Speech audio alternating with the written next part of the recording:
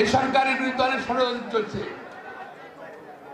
তার সংস্কার প্রয়োজন, জাতীয় দাবি। সংস্কার তাড়াতাড়ি শেষ করতে হবে এবং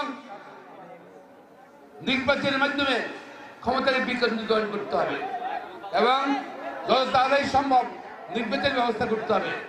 কারণ অনেকে সরকারের বিরুদ্ধে কিছু কিছু লোক আছে বা বাইরের লোক আছে, তার নির্বাচন চায় না, তার কোথায় গণতন্ত্র চায় না।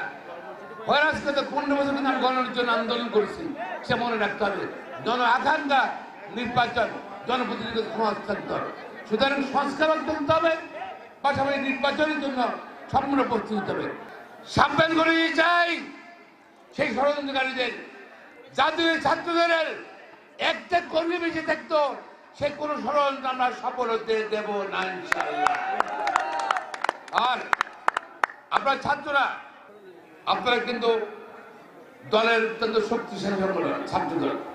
আপনি এমন কোনো কাজ করবেন না যে কারণে বিএনপি বদনাম হয়, যে কারণে বেগম খালেদার বদনাম হয়, যে কারণে তারেক রহমানের বদনাম হয়, যে কারণে জাতীয় শক্তির বদনাম হয়। আমি সকলকে অনুরোধ করছি এরকম কোনো কাজ আপনারা করবেন না। পাশাপাশি শুধু রাজনীতি করলে হবে না, পড়ালেখা করতে হবে।